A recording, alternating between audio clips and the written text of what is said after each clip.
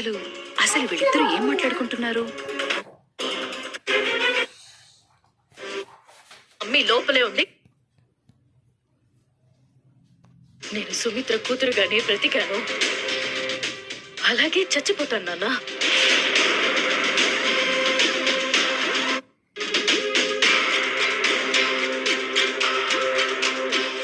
సరే నాన్న, నువ్వు నా మాట వినవని అర్థమైంది. నువ్వు వెళ్ళు. మమ్మీ లోపలే ఉంది, నిజం చెప్పు. ఈ లోపు నేను చచ్చిపోతా. జోస్ను ఆగు.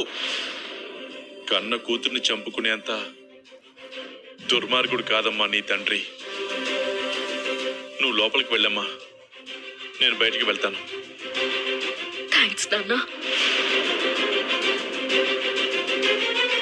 ఇక దీప జీవితానికి ఆ భగవంతుడే న్యాయం చెయ్యాలి.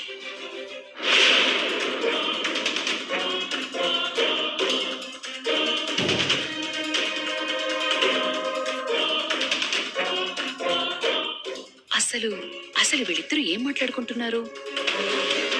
వీళ్ళ మధ్య ఏం జరిగింది? భగవంతుడు కాదు నాన్న, దీపకి నేనే న్యాయం చేస్తాను. అదే పనిలో ఉన్నాను. త్వరలోనే న్యాయం జరుగుతుంది. నా దగ్గర మనవరాలు ఏదో దాస్తోంది, అదేంటో తెలుసుకోవాలి. పడుకోకుండా ఇక్కడేం చేస్తున్నావు? పద. నాకు నిద్ర పెట్టడం లేదమ్మా. ఎందుకు? మన ఇంట్లో అయితే పడుకుంటే చెవి దగ్గరకు వచ్చి గుయ్యమని అరుస్తున్నాయి. ఫ్యాన్ ఇస్తే చెల్లేస్తుంది, ఆపేస్తే దోమలు. నాకు ఇక్కడ నచ్చడం లేదమ్మా. మనం ఇంటికి.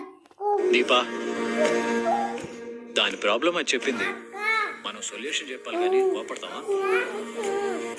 నువ్వు రా రోడి, మనం ఆడదాం. అడు కదా, నువ్వేం పడిపోవు.